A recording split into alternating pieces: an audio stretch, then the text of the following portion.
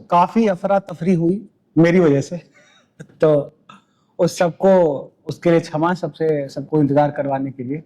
तो कई बार देव इच्छा होती है कि आप देरी से और सब जुड़े हुए हैं, इतने लोग आज बैठे हुए मेरे सामने, ये बहुत ही अच्छा लग रहा है मुझे देख के। तो अब हम भगवान की, मैं कह रहा हूँ भगवान कृपा, देव इच्छा जो है उसी वजह से अगर आप देखें तो जो हम सब ने, पूरे भारतवर्ष ने जो अभी गत दिनों में झेला है, जो दुख भोगा है, और आप देखिए जो हमारा आज का विषय है वो हमने उसको देख के नहीं रखा है। और वो देव की इच्छा थी कि आज काव्य कुटुंब परिवार, फ्रॉप परिवार मिलके उन सारे लोगों को याद करें, सेना को याद करें, जो गए हैं उनको याद करें, उनको श्रद्धांजलि दें। तो रामधारी सिंह दिनकर जी की कुछ पंक्तियों के साथ मैं अपने पहले कवि को आमंत्रित करूंगा। जला अस्थियां बारी बारी, जला अस्थियां बारी बारी चिटकाई जिनमें चिंगारी, जला अस्थियां बारी बारी चिटकाई जिनमें चिंगारी, जो चढ़ गए पुण्य वेदी पर, जो चढ़ गए पुण्य वेदी पर, लिया बिना गर्दन का मोल, कलम उनकी जय बोल जय बोल। तो इस भाव के साथ मैं अपने पहले कवि नीलमणि झा को मंच पे बुलाना चाहूंगा। उनका स्वागत है।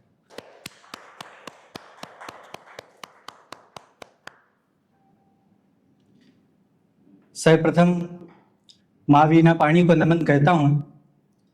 इस बज़ में संजुमन में मौजूद सभी प्रखर बुद्धिजीवी काव्य प्रेमियों को मेरा बहुत बहुत प्रणाम। फ्रॉब और उत्सव ने मिलकर बहुत खूबसूरत आयोजन किया है, लेकिन इस आयोजन को उत्सव बनाने में आप सबका विशेष रूप से योगदान है। मैं चाहता हूँ कि आप सब अपने लिए जोरदार तालियां बजा दीजिए। धीरज भैया ने ये कार्यक्रम के बारे में जब बताया तो लगा कि इस तरह की पहल होनी चाहिए कि हम लोग किसी नए विषय पर कुछ लिखें, कुछ सीखने का मौका मिले और कुछ सृजन भी करते रहें इसी बहाने। तो एक बार धीरज भैया के लिए जोरदार तालियां होनी चाहिए। मैं आज के इस कार्यक्रम का आगाज करते हुए नीरज दा की दो पंक्तियां पढ़ता हूं जो उन्होंने कवियों के सम्मान में लिखा कि आत्मा के सौंदर्य का शब्द रूप है काव्य, मानव होना भाग्य है, कवि होना सौभाग्य। और इसी बात को आगे बढ़ाते हुए विजय प्रेमी जी ने कहा कि मेरे पुण्य कर्म थे शायद जो मुझको यह दान मिला, कहने को कविता मिली मुझे, रहने को हिंदुस्तान मिला। तो मैं सीधे सीधे चार चार पंक्तियों से आपसे जुड़ने की कोशिश करता हूं।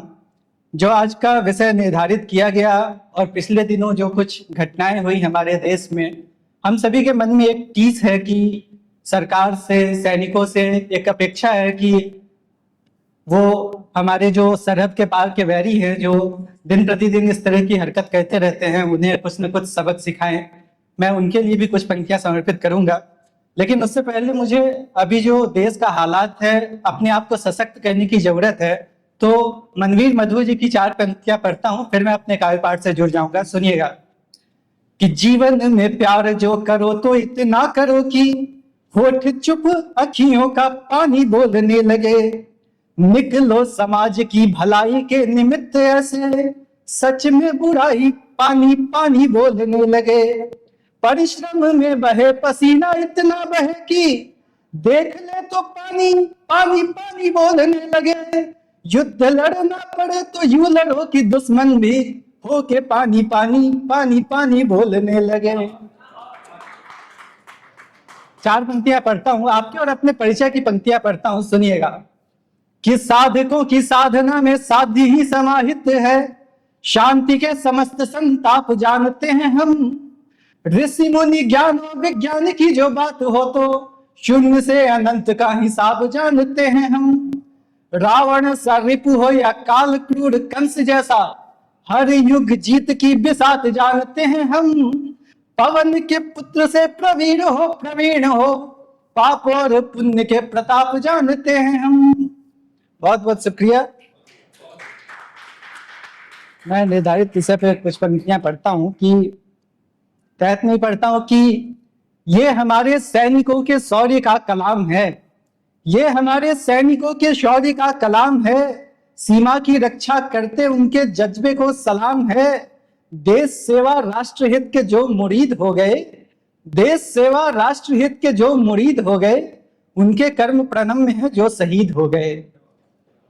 सस्य श्यामल माटी का तिलक जिनके भाल है, सस्य श्यामल माटी का तिलक जिनके भाल है, युद्ध भूमि की मृदा का रंग हुआ लाल है।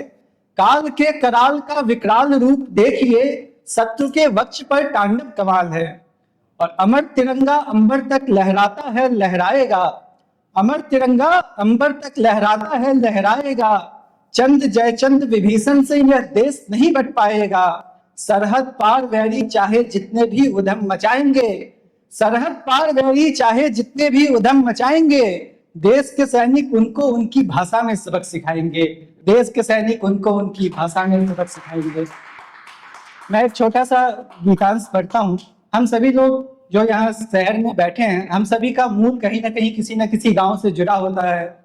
हम सभी अपना बचपना और अपना घर परिवार बहुत कुछ छोड़कर यहाँ तक पहुँचते हैं और शहर में आकर बसते हैं। तो गांव को याद दिलाती हुई गांव के बचपने को सहेजे हुए कुछ पंक्तियां पढ़ता हूँ, फिर अपनी जगह दूंगा, सुनिएगा। कि गांव बसा है हृदय में अपने, गांव से ही पहचान है। गांव बसा है हृदय में अपने, गांव से ही पहचान है। पहला बंद देखें कि ज्ञान की सरिता बहते देखी गांव के दालानों पर, चिड़ियों की कलरव से सुबह शाम आम बागानों पर। मन को मन मौजी बतलाता, मन को मन मौजी बतलाता, गांव का प्रधान है। गांव बसा है हृदय में अपने, गांव से ही पहचान है। अगला और अंतिम में पढ़ता हूं कि चंचलता की चहल पहल से चहक रही हर चौखट, चंचलता की चहल पहल से चहक रही हर चौखट। हया की है अनमोल निशानी दादी माँ का घूंघट। शहर की वीरानी देखी है, शहर की वीरानी देखी है, मन भी अब वीरान है। गांव बसा है हृदय में अपने, गांव से ही पहचान है। गांव बसा है हृदय में। बहुत बहुत शुक्रिया। जय हिंद, जय भारत। बहुत बहुत धन्यवाद। बहुत भावपूर्ण प्रस्तुति नीलमणि झा द्वारा। अब उनके लिए फिर से एक बार ताली बजाएं। आज अभी रास्ते में हम यही बात कर रहे थे कि हम सब विस्थापित हैं, जो मेरी मित्रता मोहित जी से है, जो मेरी मित्रता नीलमणि से है, और कहीं ना कहीं हम सब अपने गांव घर को छोड़ के ही आए हुए हैं। तो स्वदेश और विदेश का जो विचार है वो अगर आप देखें तो गांव छूटते ही आप विदेश में ही हैं। तो जो वो सुरक्षा की जो जिम्मेदारी बनती है वो तंत्र की होती है। तो कहीं ना कहीं सभी तंत्र से भी दुखी हैं जो ये गत दिन जो हुआ है। तो लेकिन फिर भी आपको तंत्र पे विश्वास बनाए रखना है। हम गणतंत्र हैं तो विश्वास बनाए रखेंगे। और अगली कवियत्री को बुलाने से पहले मैं मैथिली शरण गुप्त जी की कुछ पंक्तियां पढ़ता हूं। जो भरा नहीं है भावों से, जो भरा नहीं है भावों से, जिसमें बहती रसधार नहीं, वह हृदय नहीं पत्थर है। वह हृदय नहीं पत्थर है, जिसमें स्वदेश का प्यार नहीं, जिसमें स्वदेश का प्यार। तो इन पंक्तियों के साथ मैं अपनी अगली कवियत्री को श्रीमती सुनीता जी को मंच पे आने का अनुग्रह करूंगा। मंच पे आप सभी सुधी श्रोताओं को प्रणाम, मंच को प्रणाम, मां शारदे को प्रणाम करते हुए आज का जो हमारा विषय है श्रद्धांजलि, जैसा कि धीरज जी ने कहा कि ये पूर्व नियत था। ऐसा नहीं है कि हमने इसके विषय में पहले से ये सोचा है कि हम क्यों करने जा रहे हैं, परंतु सौभाग्य तो नहीं, दुर्भाग्य है हमारा कि जो हमारा विषय था उस पे हम आज सच में श्रद्धांजलि अर्पित करने जा रहे हैं। तो सबसे पहले उन परिवारों ने जो खोया उसको श्रद्धांजलि अर्पित। मेरे श्रद्धा सुमन, मैं नहीं जानती कौन थे, परंतु जो भी थे मेरे लिए मेरे अपने थे, क्योंकि इस देश में कश्मीर से लेकर कन्याकुमारी तक जो भी बसता है वो मेरा अपना परिवार है। तो उन सभी को श्रद्धांजलि अर्पित करती हूँ मैं अपनी। मैंने श्रद्धांजलि में पहले शब्द उन्हीं के लिए लिखे, उसके बाद 2 तरह से मैंने अपने छंद जो हैं वो निरूपित किए हैं। प्रथम है, क्योंकि वहां अधिकतर आपने देखा होगा कि एक जिनकी शादी को 6 दिन हुए थे, किसी की शादी को 2 महीने हुए थे, तो अपने नव प्रणय को, एक जीवन को वहां से एक आरंभ देने के लिए वो वहां गए थे। तो इससे दुखद कुछ और नहीं हो सकता शायद हमारे लिए सोचना कि आज ये देश जिसकी परिपाटी धर्म और संस्कृति विरासत हमारे लिए महत्वपूर्ण रही, वहां पर हम इस तरह का कोई भी कृत्य होते हुए देखते हैं तो अंदर तक धरती हिल जाती है। तो नव प्रणय का गीत लेकर, नव प्रणय का गीत लेकर, प्रीत में मन मीत लेकर, थे गए जो देखने को स्वर्ग धरती दर्श लेकर, काल की गति में समाए, काल की गति में समाए, लौट कर वापस न आए, पूछते हैं नैन विस्मित अश्रु भर कर अंजलि, कब तलक देते रहेंगे मौन हम श्रद्धांजलि, कब तलक देते रहेंगे मौन हम श्रद्धांजलि। बस ये प्रश्न हमें अपने आप से करना है कि कब तक ये मौन, और क्यों रखना है हमें ये मौन। ये जो मौन श्रद्धांजलि होती है ना, ये अंदर बहुत शोर मचाती है, इतना बड़ा कोलाहल पैदा करती है जिसको समेटने में हमें बहुत समय लग जाता है। अगली श्रद्धांजलि मेरी एक ऐसे विषय पे, अभी हमने देखा जब कुछ विद्यार्थी खड़े हुए थे पेड़ों को पकड़कर उन्हें बचाने के लिए, है ना। तो मैं अक्सर पर्यावरण पर लिखती हूँ। मेरी जो चेतना है वो मुझसे यही कहती है कि जीने के लिए ऑक्सीजन जो हमें भरपूर मात्रा में मिलती है, हमने उसकी कद्र खो दी।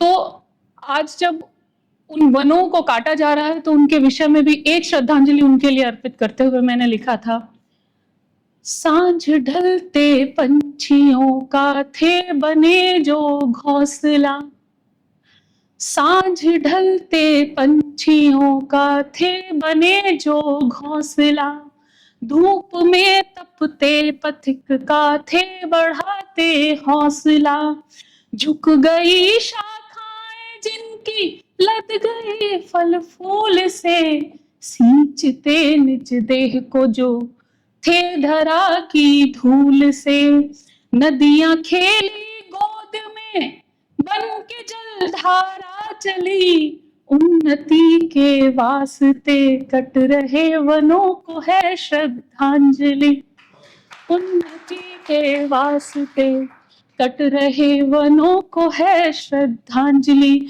और मुझे लगता है कि ये श्रद्धांजलि अर्पित करना हमें जरूर बंद करना होगा। जो काल की गति में अभी पहलगाम में समाये वो आकस्मिक था, हमारे हाथ में नहीं था, परंतु ये श्रद्धांजलि वापस अर्पण ना करना हमारे हाथ में है, और मुझे लगता है हम सभी को इसके लिए कोशिश करनी चाहिए। अगला, जब व्याभिचार बहुत बढ़ जाता है तो श्री कृष्ण ने गीता में जब उपदेश दिया, गीता का उपदेश दिया, तो अर्जुन ने कहा जो मेरे सामने है वो सभी मेरे अपने हैं, हे केशव मैं हथियार नहीं उठा पाऊंगा, मैं अस्त्र शस्त्र नहीं चला पाऊंगा। तो उसको लेकर मैंने एक छोटा सा गणाक्षरी छंद लिखा था, उसको अर्पित करूंगी उनको जगाने के लिए जिन्हें आवश्यकता है बहुत जागने की। तो हर किसी को कहते हैं कि जब देश संकट में हो तो हर किसी को सैनिक बनना पड़ता है, पुत्र मोह धरती मोह छोड़ के अर्जुन बनना पड़ता है। तो धर्म युद्ध छोड़ रहे, रण छोड़ दौड़ रहे, शत्रुओं का मनोबल पार्थ क्यों बढ़ाते हो, धर्म युद्ध छोड़ रहे, रण छोड़ दौड़ रहे, शत्रुओं का मनोबल पार्थ क्यों बढ़ाते हो, और द्रौपदी चीर हरण द्यूत से रचारण, छल प्रपंच संस्मरण भूल कैसे जाते हो, सारथी बने हैं काले जिनके रथ पर स्वयं सारथी बनकर काल विराजमान हो, तो उनको डरने की क्या आवश्यकता थी। तो सारथी बने हैं काल, संग में है भ्रात ढाल, शत्रुओं को शौर्य का क्यों भान ना कराते हो, है जो प्रलय समान उसका करो न मान, कुंती सुत क्यों न गांडीव उठाते हो, कुंती सुत क्यों न गांडीव उठाते हो। तो संकट की घड़ियों में सबको सैनिक बनना पड़ता है। श्रद्धेय श्री अरुण पवार जी की ये जो पंक्ति है कि सदैव मैं अपने अंतर मन में रखती हूँ, तो हम सभी को सैनिक बनना पड़ेगा जब हमारे देश को आवश्यकता होगी। तो इन शब्दों के साथ मैं अपनी वाणी को विराम देती हूँ और आप सबकी पुण्य उपस्थिति को पुनः नमन करती हूँ। बहुत बहुत धन्यवाद।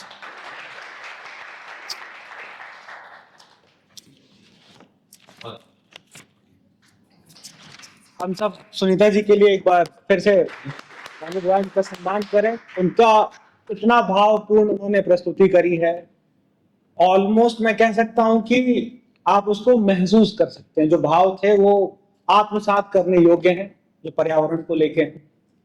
तो इसी विचार को अब फिर से हम आगे बढ़ाते हुए अपने अगले कवि को मंच पे बुलाएंगे। उनको बुलाने से पहले मैं 2 लाइन दुष्यंत जी की आपको सुनाऊंगा। हो गई है, मुझे पता है हम सबको ये पता, ये लाइनें पता हैं। हो गई है पीर पर्वत सी, पिघलनी चाहिए इस हिमालय से, कोई गंगा निकलनी चाहिए, कोई गंगा निकलनी चाहिए। तो अब हमारे अगले कवि श्री आशीष द्विवेदी जी को मैं मंच पे बुलाता हूँ। कृपा करके वो मंच पे आए और अपनी वाणी से हम सबको प्रेरणा दें। नमस्कार सभी को, और सभी की उपस्थिति को प्रणाम करता हूँ। माँ वीणा वादनी को नमन करता हूँ। और मैं एक बात कहना चाहूँगा कि हम कवियों की आत्मा मुझे लगता है प्रेम से बनी हुई है। और एक कुंवर नारायण जी की पंक्तियाँ हैं कि इतना कुछ था जीवन में लड़ने झगड़ने को, और पर ऐसा मन मिला कि जरा से प्यार में डूबा रहा और जीवन बीत गया। तो हम सब लोग ऐसे बने हुए लोग हैं। और पर वही है कि जैसा सुनीता जी ने कहा कि जब आवश्यकता पड़े तो हमें हर तरह के काम करने पड़ते हैं जीवन में। सर्वाइवल इम्पोर्टेंट है। और तो आज जो विषय रखा गया है, मुझे लगता है कि हम लोग जो लोग घरों में बैठकर दिवाली होली चैन से मना पाते हैं, उसके पीछे बहुत सारे ऐसे लोग हैं जिनका योगदान हम देख नहीं सकते हैं, महसूस होता है। अभी पिछले दिनों मैं एक कार्यक्रम में था, तो वहां पर पत्रों के ऊपर कार्यक्रम था। तो एक पत्र पढ़ा किसी ने, उनके चाचा जी ने सरहद से अपनी भतीजी को लिखा था वो पत्र, और वो लेटर उन्होंने पढ़ा वहां पर, और कोई भी वहां ऐसा नहीं था कि जिसकी आंखों में आंसू नहीं थे। तो कई बार ऐसे मौके जब आते हैं ना, तो भावनाएं अचानक से बहुत प्रबल हो जाती हैं। और क्योंकि हम दुनिया में हैं और ऐसे भागम भाग में लगे हुए हैं कि हमारे पास मंडे टू फ्राइडे सोचने का भी समय नहीं होता है कि दुनिया में क्या चल रहा है। और जब ऐसी घटनाएं होती हैं, अचानक से जागते हैं कि अरे हम भी इसी देश में रहते हैं यार, हमारी भी कुछ रिस्पॉन्सिबिलिटीज हैं, कुछ है ना। तो बहुत ज्यादा बात ना करते हुए मैं बस नमन करता हूँ उन सैनिकों को, वहां पर तैनात लोगों को, और पंक्तियां शुरू करता हूँ। धीरज जी ने बहुत सुंदर आयोजन रखा है और बहुत प्यारा ये वेन्यू है। उत्सव की पूरी टीम को बहुत बहुत शुभकामनाएं इस सुंदर जगह के लिए। कि देश मेरा ये जान से प्यारा है,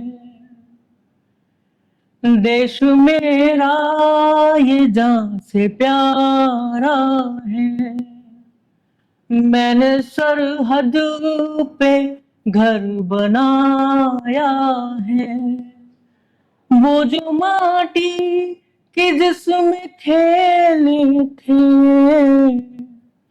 वो जो माटी की जिसमें खेले थे, उसी माटी पे जान लुटाया है, उसी माटी पे जान लुटाया है। तो कई बार सैनिक, देश के नागरिक, कई बार लोगों के भीतर ना एक आवाज होती है कि वो क्या कुछ करना चाहते हैं। एक सैनिक जब सरहद पे जाता है तो उसके मन में क्या भावना होती है, क्या आवाज होती है उसके आत्मा की, वो आवाज को एक कविता के जरिए आप सबके सामने रखना चाहता हूँ। इस कविता का शीर्षक है मैं आवाज बनना चाहता हूँ। तो एक देश का नागरिक, जिम्मेदार नागरिक क्या बनना चाहता है, कैसी आवाज बनना चाहता है, जुड़िएगा इस कविता से। कि मैं आवाज बनना चाहता हूं, दबी कुचली जनता की आवाज, रोती हुई माओ की ममता की आवाज। दबी कुचली जनता की आवाज, रोती हुई माओ की ममता की आवाज, गोलियों और बमों के शोर में चीखते उन बच्चों की आवाज। मैं आवाज बनना चाहता हूं। कमरे में बंद उस लड़की की आवाज, कमरे में बंद उस लड़की की आवाज, अकेली तन्हा खिड़की की आवाज। रोज सड़क पे छेड़खानी के शिकार हो रही छुटकी और बड़की की आवाज। मैं आवाज बनना चाहता हूं।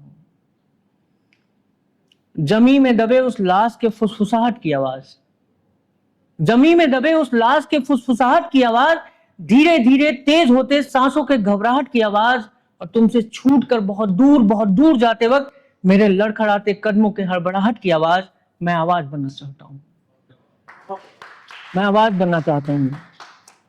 दर्द में डूबे हुए आवाम की आवाज, दर्द में डूबे हुए आवाम की आवाज, सरहद पे मरते उस जवान की आवाज, हर रोज तिल तिल कर अपने ही खेत में मरते उस किसान की आवाज। मैं आवाज बनना चाहता हूं। खुद के भीतर बैठी आत्मा की आवाज, खुद के भीतर बैठी उस आत्मा की आवाज, ऊपर बैठे उस परमात्मा की आवाज। किताबों में जो गुम हो गए हैं कहीं, उस द्वापर और त्रेता की आवाज। मैं आवाज बनना चाहता हूं। उन सारे ईमानदार नेताओं की आवाज, बहनों की रक्षा में शहीद भ्राताओं की आवाज, न जाने कब से चुप बैठी जुल्म सहती उन सभी श्रोताओं की आवाज। मैं आवाज बनना चाहता हूं।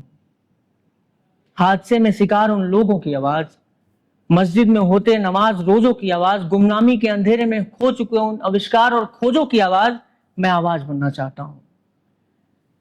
गालिब और मीर की आवाज, गालिब और मीर की आवाज, सूफी और पीर की आवाज, महाभारत में जिसने कोहराम मचाया था, गांडीव से निकले उस तीर की आवाज।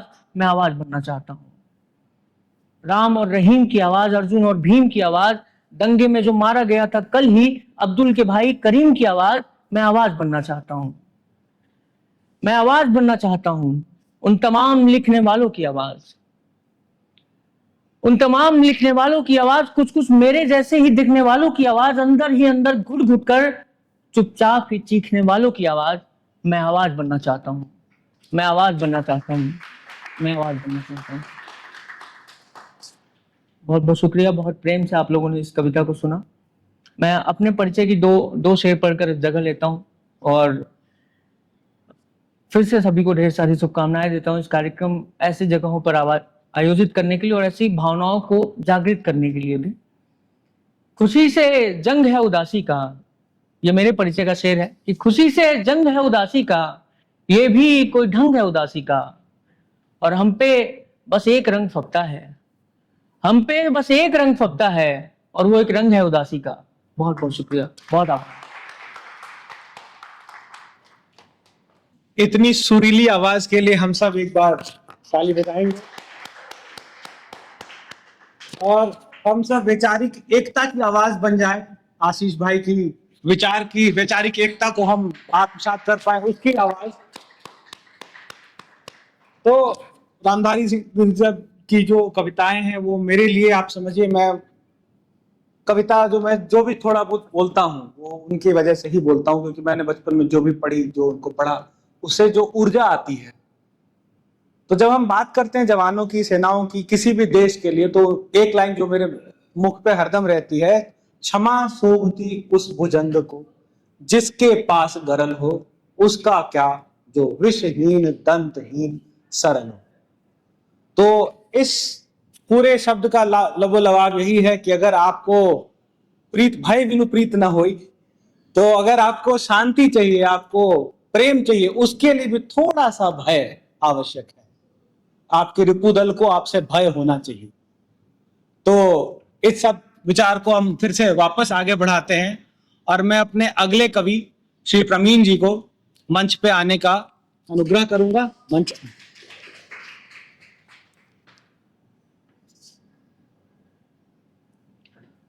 सर्वप्रथम सभी को प्रणाम, मंच को नमन। उन जवानों को नमन जो शहीद हुए हैं, और जो पहलगाम में जो लोग शहीद हुए हैं वो भी हमारे अपने ही हैं, तो उनको भी मैं प्रणाम करता हूं, उनकी शहादत को भी। तो सर्वप्रथम तो सर से मैं निवेदन करूंगा कि इतनी श्री ना जोड़े नाम के आगे, सिर्फ नाम परवीन तक ही रहने दे। अभी सबसे छोटा ही हूं तो सर प्लीज, तो उसके लिए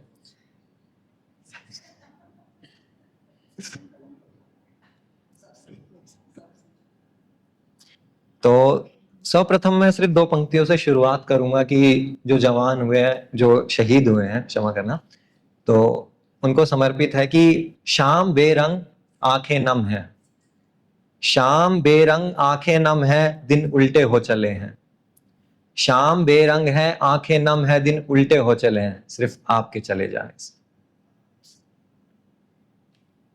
तो मैम ने भी कहा कि हमारा अपना देश है, कोई भी मरता है तो हमारा अपना ही होता है। मुझसे बड़े बड़े सभी बैठे हुए हैं, मुझसे बहुत बेहतर जानते हैं। तो जैसे कि अभी जो पहलगाम में जो हमला हुआ, तो मैं 2 पंक्तियां पढ़ रहा था ऐसे ही कल परसों इंस्टा को स्क्रॉल करते हुए कि धर्म पूछकर मारा है, हम धर्म बताकर मारेंगे। तो मैं सरकार से यही निवेदन करूंगा कि जैसे उन्होंने, आतंकियों ने हमारे जो भाइयों को मारा है अचानक से, तो सरकार उसके लिए कुछ कदम उठाए। और उसी के ऊपर है ये कविता भी मेरी कि मैं एक दूसरे पहलू को आपके सामने रखना चाहूंगा उसके, कि उनमें से अगर कुछ लोग भी अगर हिम्मत दिखाते तो वो तो सिर्फ 4 ही थे, और वहां पर हमारे जैसे भाई बहुत थे, और कुछ तो डिफेंस से भी, आर्मी से, कुछ नेवी से भी थे। तो थोड़ी हिम्मत दिखाते तो इतनी शहादत ना होती, हमें ना खोने पड़ते इतने भाई बहन, इतनी माओ का आंचल ना उजड़ता, इतनी बहनों का सुहाग ना उजड़ता। तो उसी पे है कि बोले कलमा तुम पढ़कर सुनाओ, वरना मृत्यु को तुम पाओ। बोले कलमा तुम पढ़कर सुनाओ, वरना मृत्यु को तुम गले लगाओ। मैं कहता हूं छाती तुम अड़ाकर कहते, हर हर महादेव का नारा तुम लाते।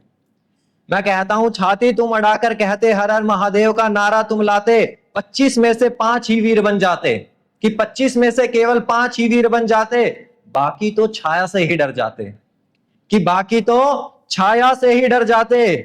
हिम्मत नहीं किसी में इतनी जो सभी टिक सके आप सभी के सामने, कि हिम्मत नहीं थी किसी में इतनी जो सभी टिक कर खड़े रहे जाते। ना डर था मौत का, ना चिंता हार की, कि ना डर था मौत का, ना चिंता हार की, क्योंकि मरना तो था, ऐसे ना तो आपको वैसे मरना था, पर कुछ भाइयों की जान आप बचा जाते, कुछ माओं के लालों को आप बचा जाते।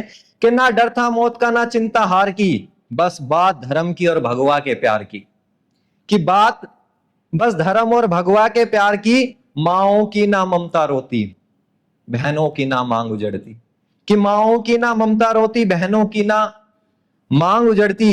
देश ना निराशा में होता, कि देश ना निराशा में होता, अगर पुलवामा से ही सबक हमने सीखा होता।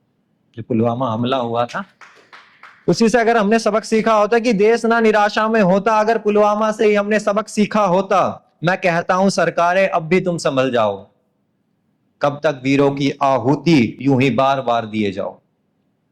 कभी उरी कभी पुलवामा, अब तो हद हो गई है, कि कभी उरी कभी पुलवामा, अब तो हद हो गई है। शहीदों की गिनती अब अगिनत हो गई, कि शहीदों की गिनती अब अगिनत हो गई है। जो बैठे हैं कुर्सी पर तनकर, कि सरकारें बैठी हुई हैं, कुछ नहीं करती, सिर्फ शहादत दे जाती हैं, उनकी चिताओं तक भी नहीं पहुंच पाते हैं वो। कि धरती कि जो बैठे हैं कुर्सी पर तनकर, क्या कभी जले हैं शहीदों की चिताओं के संग चलकर। धरती माँ कब तक ये आंसू पिएगी, माओं की गोद कब तक यूं ही उजड़ती रहेगी। कि धरती माँ कब तक ये आंसू पिएगी, माओं की गोद कब तक यूं उजड़ती रहेगी। कब तक ये तिरंगा जवानों की शहादत का खून पीता रहेगा, देश का जवान कब तक शहादत का दान देता रहेगा। कि कब तक ये तिरंगा जवानों की शहादत का खून पीता रहेगा, देश का जवान कब तक शहादत का दान देता रहेगा। अब भाषण नहीं हमें समाधान चाहिए, कि अब भाषण नहीं, हमें समाधान चाहिए। खून का बदला हमें खून से चाहिए, कि खून का बदला हमें खून से चाहिए। बहुत बहुत शुक्रिया। बहुत बहुत बहुत सुंदर विचार प्रवीण भाई के, उनके लिए हम सब फिर से एक बार ताली बजाएं। जो दुख होता है उसको कई बार हम उसको जीने का प्रयास करते हैं, और हम कई बार सोचते हैं कि मैं होता तो मैं क्या करता। तो लेकिन उसमें भी एक विषमता होती है। वो क्षण जो होता है वो कई बार हमें लगता है कि हम शूरवीर होते, कई बार लगता है कि हम क्या करते, लेकिन वो क्षण ही वो निर्णय देता है। भगवान करे हम सबको वो क्षण ना देखना पड़े। तो इस विश्वास को, फिर इस विचार को हम आगे बढ़ाते हैं। तो मैं फिर माखनलाल चतुर्वेदी जी की 2 लाइनें कहूंगा जो हम सब ने बचपन में काफी बार पढ़ी है। मुझे तोड़ लेना वनमाली, उस पथ पर तुम देना फेंक, मातृभूमि पर शीश चढ़ाने, जिस पर जाते वीर अनेक। तो मैं इन पंक्तियों के साथ अपनी अगली कवियत्री पारुल मनचिंदा जी को मंच पे आने का अनुग्रह करता हूं। वो आए और मंच को संभालें। नमस्कार। नमस्कार सभी को। यहाँ पर बड़ा ही भावुक हो गया आज का विषय मेरे लिए। बहरहाल शुरू करती हूँ धीरज जी को कुछ पंक्तियां समर्पित करने से। पत्थर नहीं प्रेम हृदय की मूरत है, पत्थर नहीं प्रेम हृदय की मूरत है। वजह अगर रामधारी सिंह दिनकर जी हैं तो वजह बहुत खूबसूरत है, बहुत खूबसूरत है। मैं दिनकर जी को साहित्यकार कवि से ज्यादा एक क्रांतिकारी मानती हूँ, जिन्होंने एक ऐसी परिपाटी, एक ऐसी पृष्ठभूमि तय कर दी जिस पर चलकर, जिसके फैन क्लब, जिनसे चलकर हम ही कितना कुछ, वो सागर हैं, हम पार नहीं पा सकते। क्या ही बोले, शब्द नहीं है उनके बारे में बोलने के लिए। फिलहाल बहुत भावुक इंसान हूँ, भावनाओं में ज्यादा देर बहना नहीं आता। आप मुझे इस श्रद्धांजलि विषय का इंटरमिशन समझिए कि एक पिक्चर चल रही है जहां सब भावनाओं और संवेदनाओं में इतने बह गए हैं, मेरे लिटरली हाथ पैर कांप रहे हैं, मैं बोल नहीं पाऊंगी अभी कुछ। तो मैं इंटरमिशन के तौर पे थोड़ा सा विषय चेंज करती हूँ। कहते हैं 5 तत्वों की ढेरी है हमारा, जो 5 तत्वों से मिलकर बना है शरीर, और अंततः 5 तत्वों में मिल जाता है। तो पृथ्वी जल अग्नि आकाश वायु, पृथ्वी जल अग्नि आकाश वायु, ये जो तत्व हैं, इन तत्वों में मिलकर फिर से खिल जाना है। पृथ्वी जल अग्नि आकाश वायु ये तत्व हैं, इनको ढल के फिर खिल जाना है। मिट्टी का ये शरीर है, मिट्टी में ही मिल जाना है। मिट्टी का शरीर है, मिट्टी में मिल जाना है। बहरहाल आई तो थी मैं यहाँ पर कि एक मंच है कवि वेणु नाम से, जिसे मैं 16 मार्च 2023 से चला नहीं रही, असल में ये मंच मुझे चला रहा है। बहुत बड़ा कवि सम्मेलन होने जा रहा है 11 मई 2025 को, दिन रविवार, शाम 4 बजे। जैसे आप सब यहाँ उपस्थित हैं, आशा करती हूँ वहां पर भी आपकी उपस्थिति हो। बड़े हृदय से आपको आमंत्रित करती हूँ उस दिन के लिए। आयोजक होना आसान नहीं होता। I know how many things are conducted backstage, बहुत काम होते हैं, बहुत चीजें होती हैं। तो ये कार्यभार मेरे कंधों पर है। एक डायरेक्टर ने 11 मई को एक पिक्चर रिलीज करनी है, ऑडियंस का इंतजार रहेगा। उस पिक्चर के एक्टर एक्ट्रेसेस 2, सुनीता जी और आशीष द्विवेदी जी आपके सामने हैं, जो स्वयं श्रीवास्तव, अभिषार गीता शुक्ल, मुंबई से आ रहे राकेश तिवारी जी, आयुष चराग MP के, और नरेन नागर जी कृष्णगौड़ राजस्थान से, सभी आएंगे। जिस प्रेम और प्यार से आज आप यहाँ उपस्थित हैं, आशा करती हूँ आपकी उपस्थिति वहां भी रहेगी। पिछले कुछ दिनों में मुझसे पूछा गया कि कवि वेणु क्यों, कवि वेणु क्यों, कवि वेणु क्या है, क्या सोचकर मंच बनाया, क्या धारणा रही, क्या भावनाएं रही। तो मंच की शुरुआत साथ मैंने ये कविता लिखी थी, क्या है कवि वेणु। मुरली की धुन बजे तो पुकार है कवि वेणु, मुरली की धुन बजे तो पुकार है कवि वेणु, कवि जो कलम लिखे वो गुहार है कवि वेणु। सुनी अनसुनी रचनाओं पर बजती ताली है कवि वेणु, मेरी कर्म भूमि की आरती करती थाली है कवि वेणु। महान कवियों का अंदाज है कवि वेणु, उभरते कवियों का ताज है कवि वेणु। संस्कृति साहित्य का प्रसार है कवि वेणु, संस्कृति साहित्य का प्रसार है कवि वेणु। धन्यवाद उपलब्धियों का आभार है कवि वेणु, हर संघर्ष को पहचान की आस है कवि वेणु। अंधेर सफर में रोशनी का विश्वास है कवि वेणु। एक मंच जिसे प्यार से प्यार है कवि वेणु, एक मंच जिसे प्यार से प्यार है कवि वेणु।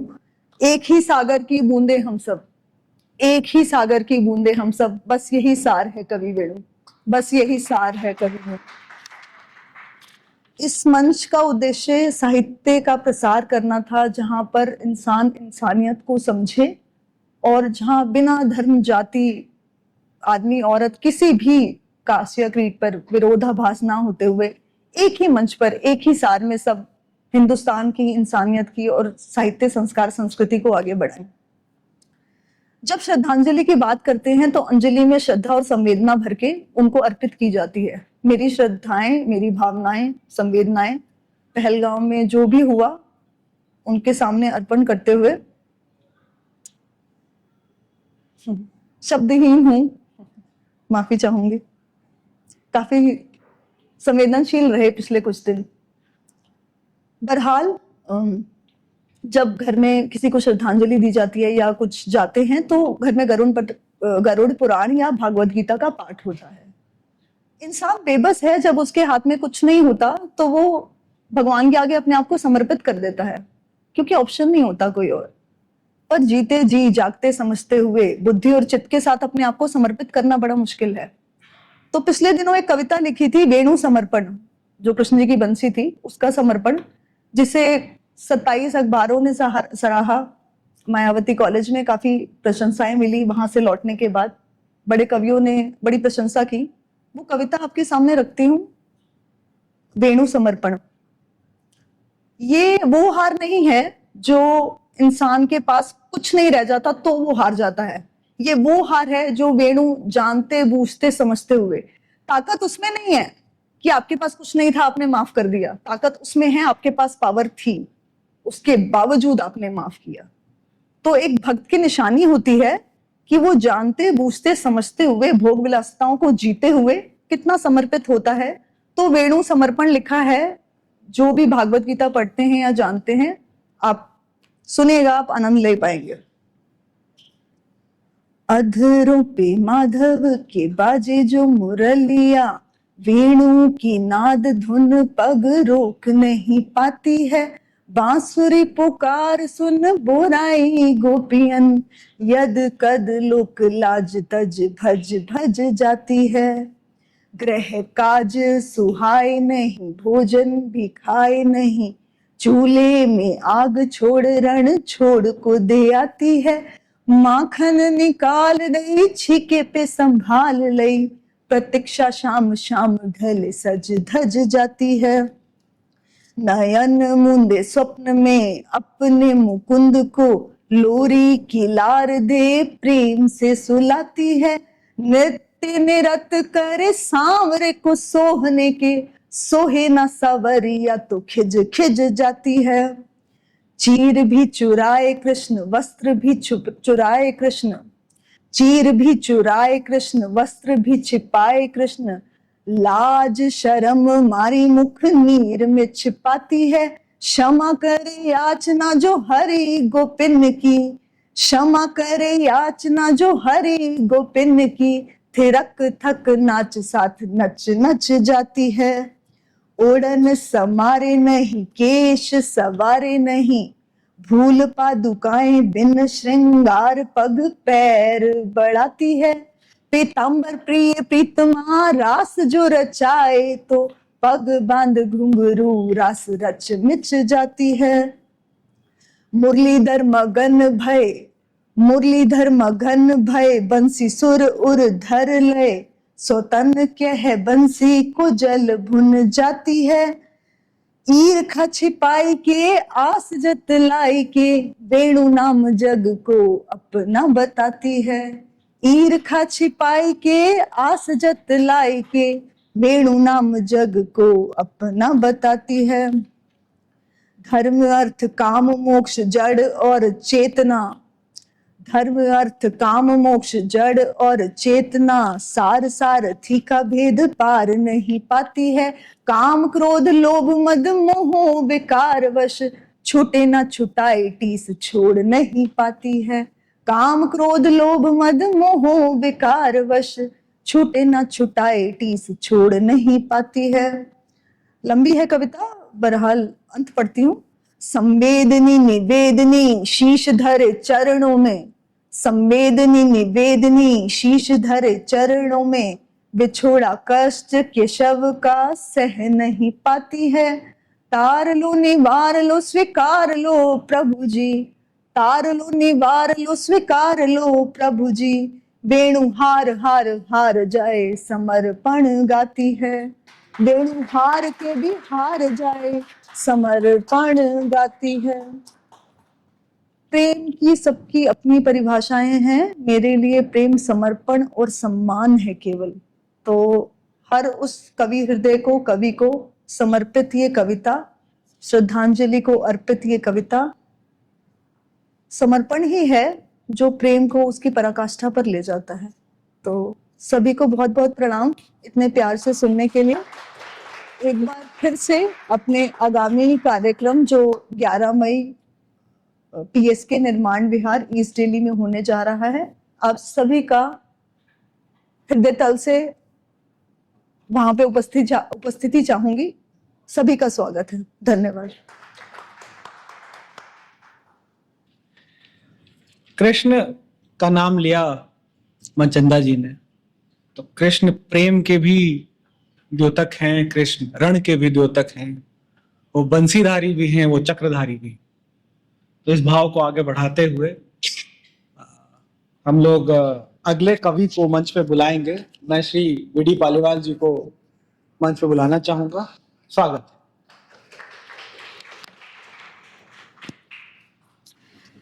मुझे हंसी आ रही है और मैं अपनी भार्या की तरफ देख करके हंस रहा हूं। आज मैंने उनको आपकी कविता न दिखाई, न पढ़ाई, न उसमें कोई करेक्शन की। वो कहती रही पर मैंने उनको सुनाई नहीं, ना ही उनको बताई, ना ही कोई करेक्शन करवाई। इसलिए हम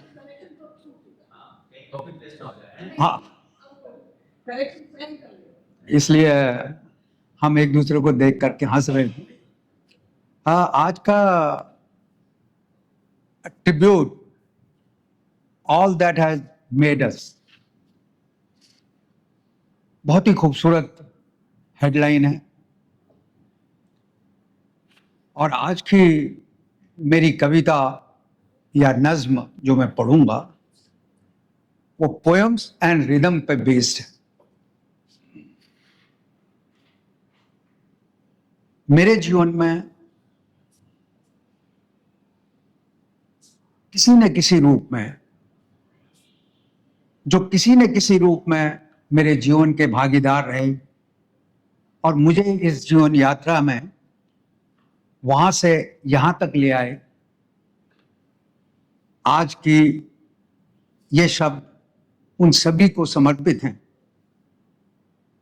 और आने वाला समय में जो भी एक्टर हमारे जीवन में अपना अपना रोल करेंगे, उनके लिए शुभकामनाएं। और आप सभी को मेरा नमस्कार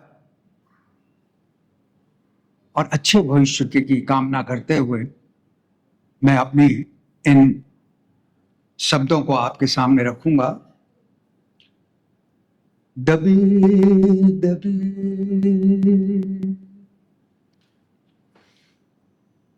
दबे दबे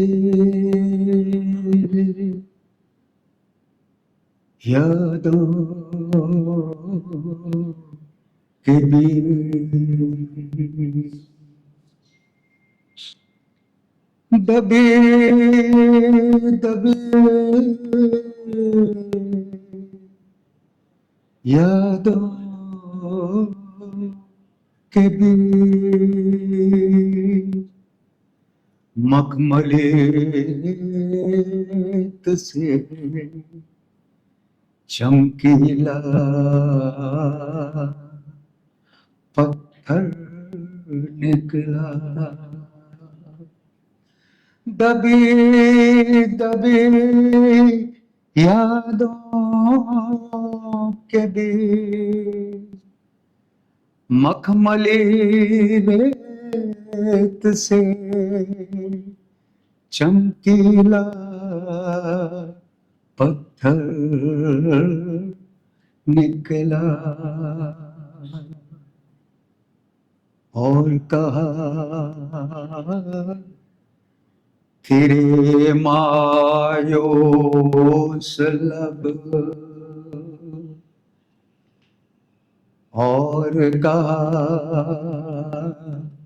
तेरे मायूस लब बोझिल सांसें तेरे मायूस लब बोझिल सांसें रुकता हुआ आदम डगमगाते कदमों में उसकी याद और मेरी तन्हाई दबी दबी यादों के बीच मखमली रेत से चमकीला पत्थर निकला। यादों के इस पुल पर यादों के उस पुल पर गुजरते मेरे बाबा और मैं दबे दबे यादों के बीच उस गुजरते पुल पर मेरे बाबा और मैं उन्हीं को भेंट है आज की श्रद्धांजलि।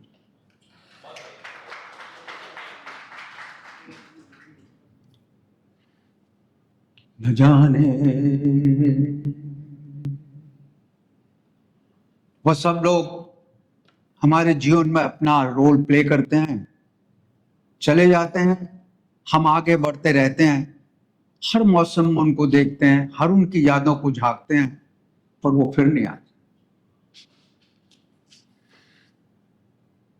न जाने तुम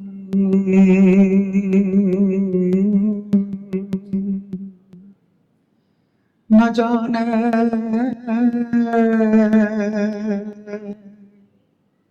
न जाने तुम न जाने तुम कहाँ खो गए। न जाने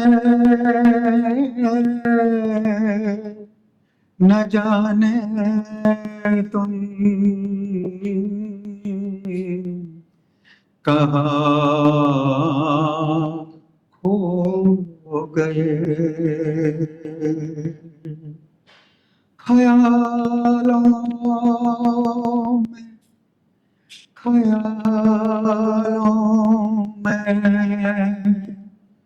ख्यालों में रह गए।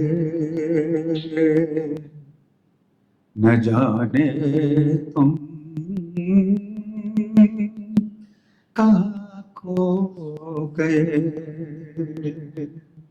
न जाने तुम कहाँ खो गए, कहाँ खो गए, तुम्हें ढूंढा, तुम्हें ढूंढा, तुम्हें ढूंढा,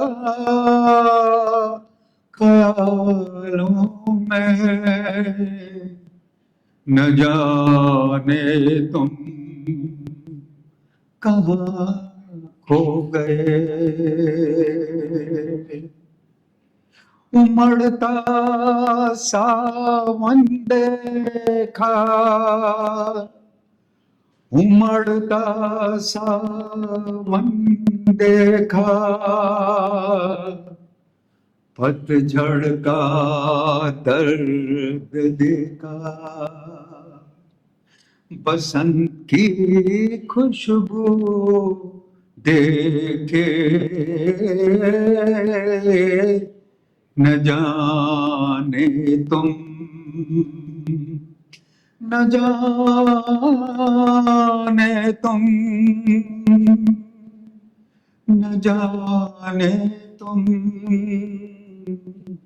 न जाने तुम कहाँ खो गए, न जाने,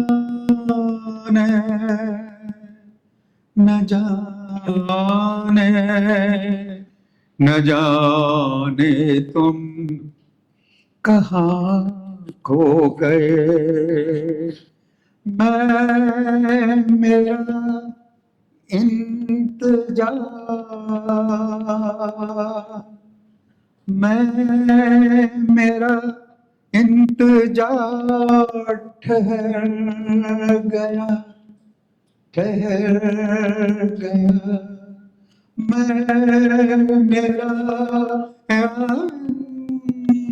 इंतजार ठहर गया, ठहर गया, ठहर गया, न जाने तुम कहाँ खो गए।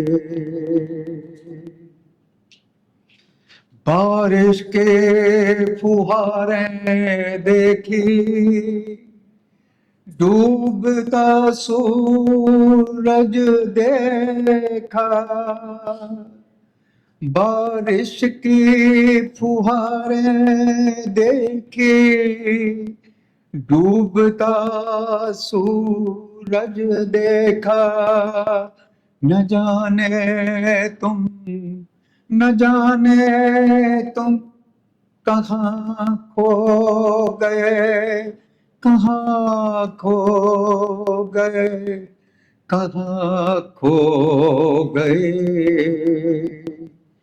चमकती चांदनी में, तारों की रोशनी में, चमकती चांदनी में, तारों की रोशनी में, तुझे देखा, तुझे देखा, तुझे देखा, तेरे सांसों की महकती खुशबू में, और तेरे लबों की मुस्कान, मुस्कानों में बिखेरे सपनों में, फिर न जाने तुम, न जाने तुम,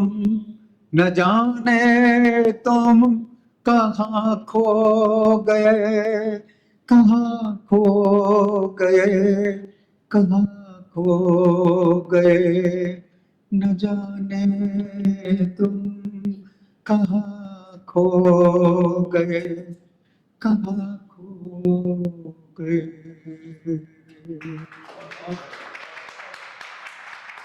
धन्यवाद का इतनी सुरीली प्रस्तुति देने के लिए बहुत बहुत धन्यवाद।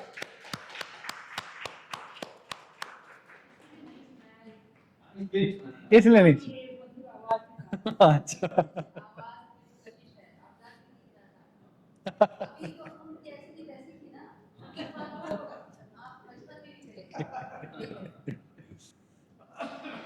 तो शिव मंगल सिंह सुमन जी की कुछ पंक्तियां हैं, क्योंकि स्नेह की बात की है, किसी को खोने की बात हुई है, तो उनके कुछ पंक्तियां हैं। सांसों पर अवलंबित काया, सांसों पर अवलंबित काया, जब चलते चलते चूर हुई, दो स्नेह शब्द मिल गए, मिली नफ्स फुर्ती, थकावट दूर, पथ के पहचाने छूट गए, पथ के पहचाने छूट गए, पर साथ साथ याद चलती रही, जिस जिस से पथ पर स्नेह मिला, जिस जिस से पथ पर स्नेह मिला, उस राही को धन्यवाद, उस राही को धन्यवाद। तो आज का जो हमारा ट्रिब्यूट है, ऑल दैट मेक्स अस, उस पर ये शिव मंगल जी सुमन जी की बात बहुत ही सटीक बैठती है, क्योंकि पहले जब हमने श्रद्धांजलि की बात की थी, तो जिन्होंने हमें बनाया है, जो हमारे माता पिता हैं, जो हमारे शिक्षक हैं, जो हमारे बड़े बुजुर्ग हैं, हमारे मित्र हैं, या हमारी एक्स है, या हमारी वाई है, तो उन सबका हमारे जीवन में होने का योगदान है। जी जी जी जी जी जी जी जी।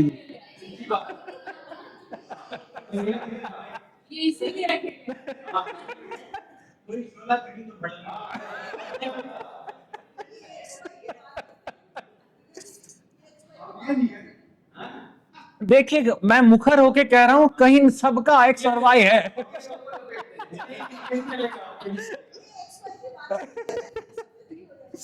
तो अब चलिए, देखिए थोड़ा सा माहौल हल्का हुआ ना एक्स वाई करते ही, तो मैं अपनी अगली कवियत्री शालिनी छाबड़ा जी का मंच पे आने का अनुग्रह करूंगा। वो आए, मंच को प्रेरित करें। आप सभी को नमन, काव्य कुटुंब परिवार को नमन, और फ्रॉब और उत्सव को धन्यवाद। ये बहुत ही प्यारे विषय पर आज के दिन हम सब इकट्ठे हुए, उसके लिए आप सबका यहाँ आने के लिए धन्यवाद। और सर ने बड़ी भावभीनी एक प्रस्तुति की, उससे मैं बहुत ज़्यादा इमोशनल हो गई और मुझे अपने माता पिता की याद आई। और खैर वो बात आज मैं नहीं बोलने वाली।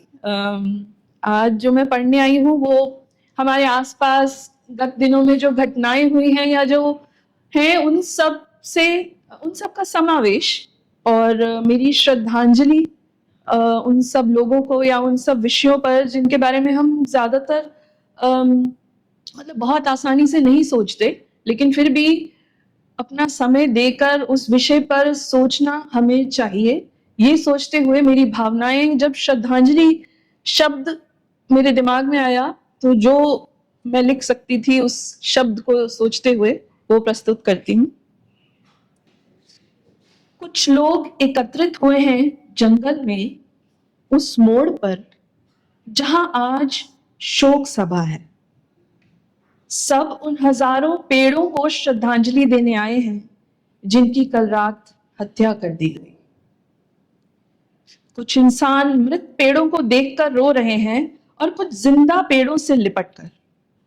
ऐसी एक सभा जंगल में पक्षियों और जनजीवों ने भी बुलाई। वो डरे सहमे हैं, चीख पुकार कर रहे हैं, उनका घर और बसेरा उनसे छिन चुका है। वो हजारों पेड़ उनका परिवार थे। कुछ पेड़ अब भी जिंदा हैं, कतार में लगे हुए। धरती रूठी है, स्तब्ध है, उसने अपने बच्चे खोए हैं। कुछ इंसान ऐसे भी हैं जो धरती को अपनी मां समझते हैं और प्रकृति को अपना परिवार। वो सभी हृदय रूपी अंजलि में अश्रु रूपी पुष्प लेकर उस सभा में आए हैं। सब मौन है। एक बड़े शहर में जीवन धारा की तरह बहती नदी अब नहीं रही। पता चला काफी दिनों से बीमार थी। जान पहचान वाले और चाहने वाले एकत्रित हुए हैं। घाट पर कुछ पक्षियों का भी जमावड़ा है। उनके घर नष्ट हो गए, बच्चे भूखे हैं। वह नदी जिसने शहर और वहां रहने वाले इंसानों को पाला पोसा, अपनी गोद में बिठाकर अमृत पिलाया, वर्षों तक बड़ा होते देखा, आगे बढ़ते देखा, उनका साथ दिया, उन्हीं में से कुछ इंसानों ने उसे धोखा दिया, उसके मीठे पानी में जहर घोल दिया और धीरे धीरे नदी मर गई। धरती रूठी है, स्तब्ध है, उसने अपनी बेटी खोई है। कुछ इंसान अब भी ऐसे हैं जो उस धरती को अपनी मां समझते हैं और प्रकृति को अपना परिवार। वो सभी हृदय रूपी अंजलि में अश्रु रूपी पुष्प लेकर सभा में आए हैं। सब मौन है। हिमाचल से उत्तरांचल तक, धरती के एक छोर से मां के आंचल तक, जहां तक नजर जाए वहां तक कुछ पहाड़ों की टोली थी, सजीली और साहसी। गर्मियों में हरे हरे बुग्यालों की चादर और सर्दियों में बर्फीली टोपी ओढ़ा करते थे। सुना है कुछ दिन पहले उनमें से कुछ टूटकर बिखर गए। कहते हैं किसी ने छिपकर हमला किया उन पर। अंदर ही अंदर उन्हें खोखला किया जा रहा था। वो मजबूत, कभी न झुकने वाले पहाड़ देखते ही देखते ढह गए। इंसानों की गलतियों का भार सहते सहते खुद झुक गए, टूट गए। धरती रूठी है, स्तब्ध है, उसने अपने बड़े बेटे खोए हैं। वो बेटे जो उसकी पहचान और शान थे, अब नहीं रहे। जो हैं उनकी भी जान को खतरा है, इंसानों से खतरा है। लेकिन कुछ इंसान आज भी ऐसे हैं जो धरती को अपनी मां समझते हैं और प्रकृति को अपना परिवार। वो सभी हृदय रूपी अंजलि में श्रद्धा रूपी पुष्प लेकर आए हैं। सब मौन है। इस धरती मां से उत्पन्न हुए ऐसे कितने बेटे और बेटियां सदियों से अपना जीवन लुटाते आए हैं। वह पेड़ जो देते रहे स्वच्छ प्राण वायु प्रवाह, वो नदियां जो हमें जीवनदायी जल से सींचती रही, पहाड़ जो हमारे रक्षक बने, ये पर्यावरण जो बना रहा सदैव हमारी ढाल, और वो इंसान जो इन सबको समझते हैं अपना परिवार। मानवता के लिए जिन्होंने दिया अपना जीवन निसार, धरती मां ने देखे लाखों बेटों के बलिदान अपार। सभी सीमाओं पर, कोई युद्ध के मैदान में, कोई शांति की राह पर, तो कभी सेवा में, कोई डॉक्टर, कोई शिक्षक, तो कभी माँ बाप की तरह सरमाया बनकर, तो किसी ने मित्र की तरह साथ निभाया। हर रूप में उन्होंने मानवता का धर्म निभाया, अपने जीवन का आदर्श हमें सिखाया। कभी छाया बनकर ढक लिया कोई बेसहारा, तो कभी दीप बनकर अंधकार में फैला दिया उजियारा। वो सब धरती माँ के प्यारे हैं। उनके जाने से धरती रोती है, उसे दर्द होता है, उसका सीना दर्द से कराहता है। मुझे डर है कि कहीं ये दुख दर्द क्रोध और आक्रोश में ना बदल जाए। इससे पहले कि वह दुख पछतावे में बदल जाए, हमें बदलना होगा, हमें संभलना होगा, कदम उठाना होगा, हाथ बढ़ाना होगा। तो फिर सोचिए, इन सभी दिवंगत पुण्य आत्माओं के लिए हम सबकी तरफ से सच्ची श्रद्धांजलि क्या होगी? क्या आंसू बहाना श्रद्धांजलि है, या ढाढ़स बंधाना श्रद्धांजलि है, या ये कि हम इस दुख में दुखी होकर रह जाएं? नहीं, श्रद्धांजलि शब्दों से नहीं, कर्मों से होगी। धरती को बचाने की जिद से होगी, जीवन को जीने की जिद से होगी। आओ हम सब मिलकर कुछ ऐसा करें कि उनका बलिदान व्यर्थ न जाए। अश्रु की एक एक बूंद के बदले एक नया वृक्ष लगाएं, सद्भावना के बीज बोएं और एक नई कौम की फसल उगाएं। साहस की नींव रखें और अपने ही आक्रोश को अपनी ताकत बनाएं। पर्यावरण की रक्षा करें, धरती माँ के सच्चे सपूत कहलाएं। तभी हो पाएगी वचन से नहीं, कर्म से सच्ची श्रद्धांजलि। वचन से नहीं, कर्म से सच्ची श्रद्धांजलि। शुक्रिया। शालिनी छाबड़ा जी के लिए बहुत बहुत सुंदर भाव। तो उस भाव को आगे बढ़ाते हुए मैं दो लाइन फिर से रहमान फारसी जी की कहता हूं। कहानी खत्म हुई। पेड़ जब होता है, पेड़ जब जाता है, तो उसके साथ बड़ी सारी कहानियां जुड़ी होती है, व्यक्ति के साथ भी। तो हम पेड़ के साथ जोड़ रहे हैं। कहानी खत्म हुई, और ऐसे खत्म हुई कि लोग रोने लगे तालियां बजाते हुए। तो इस भाव को आगे बढ़ाते हुए मैं अपने अगली कवियत्री राजदा जी को रजदा जी को आग्रह करूं वो मंच पे आए।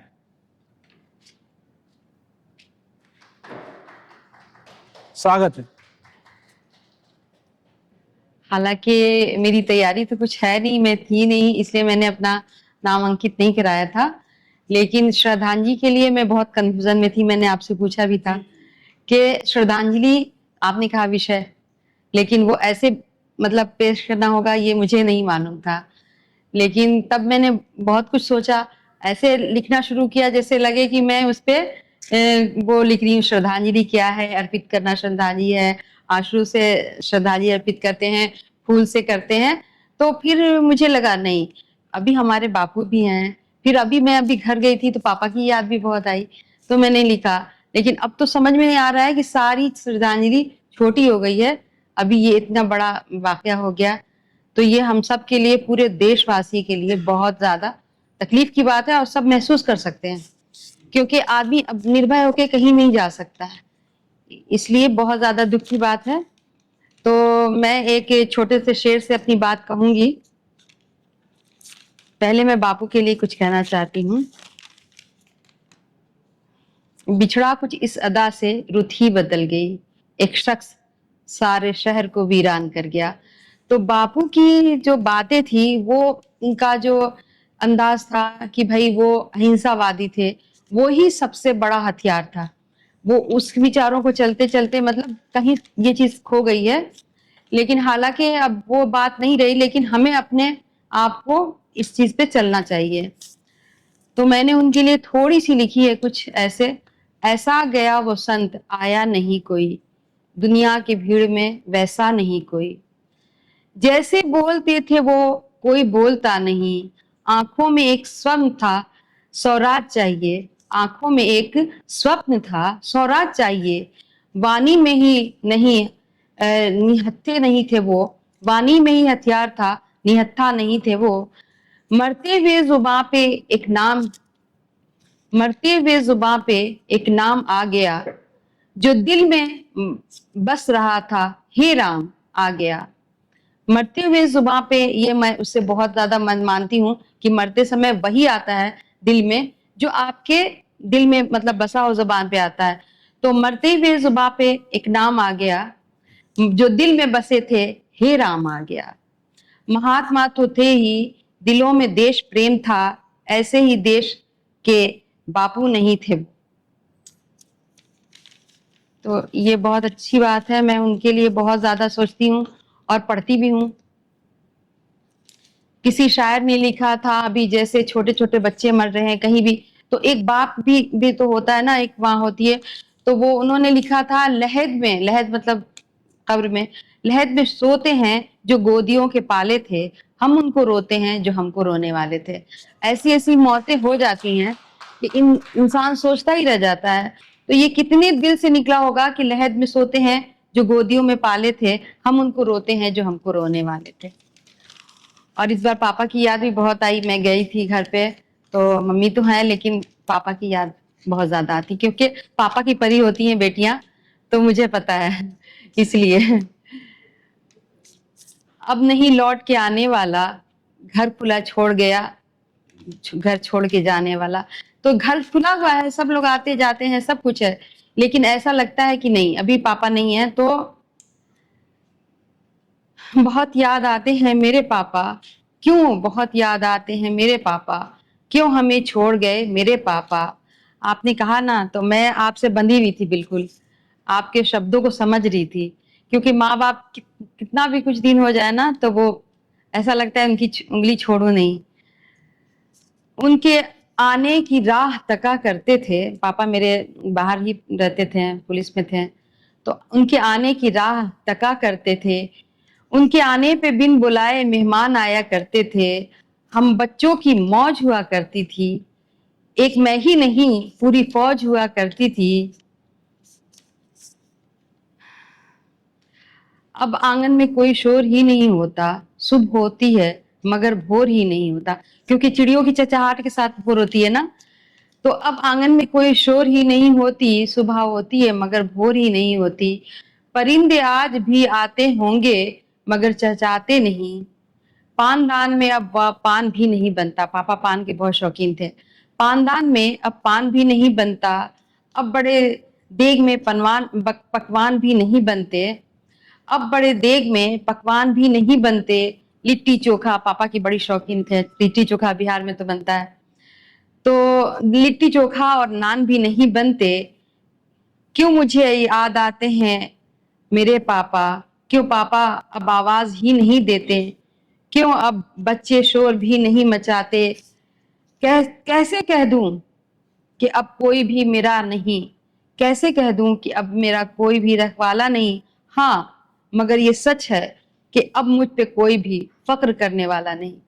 ये मेरी बेटी है। जैसे फक्र से माँ बाप बोलते हैं, तो वो एक बच्चे ही बता सकते हैं ना कि, तो इसमें मैंने यही लिखा है कि कैसे कह दूं कि अब मेरा कोई भी रखवाला नहीं। हाँ, मगर सच है, अब मुझ पे कोई भी फक्र करने वाला नहीं। क्यों हमें छोड़ गए मेरे पापा? याद बहुत आते हैं मेरे पापा। बहुत बहुत धन्यवाद आपका।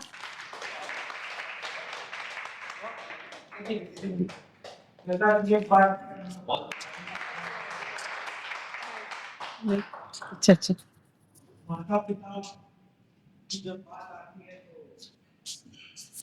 आप अगर साथ नहीं है तो आप उनको और ज्यादा मिस करते हैं। तो उस भाव को सहने की भगवान आपको शक्ति दे रजदा जी। इस भाव के साथ मैं अपने अगले कवि अनिल पाठक जी को मंच पे आने का अनुग्रह करता हूँ। वो आए और मंच पर अपनी प्रस्तुति हम सबको सुनाएं। नमस्कार जी। सभा में उपस्थित सभी सज्जनगण, पालीवाल साहब, धीरज जी, मोहित जी और सभी जन, आप सबको बहुत बहुत नमस्कार। धीरज जी, आपका शुक्रिया कि आपने काव्य कुटुंब के मन से हमें मौका दिया अपनी बात रखने का। विशेष रूप से मैं हार्दिक धन्यवाद दूंगा GMR Aerocity, friends of books और मोहित जी का। और मैं एक विशेष रूप से धन्यवाद दूंगा अपने पिताजी का और अपनी अर्धांगिनी का कि उन्होंने समय निकाला और हमें सुना। वैसे तो वो हमें सुनाती हैं, लेकिन आज वो सुनेंगी।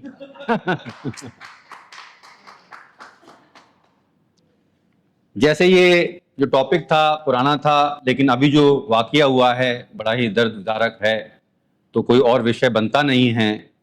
तो मैं इस कविता के माध्यम से, जो पहलगाम कश्मीर में हमारे भाई शहीद हुए हैं, उनके लिए एक छोटी सी श्रद्धांजलि है। लेकिन ये श्रद्धांजलि जो कविता है वीर रस की है।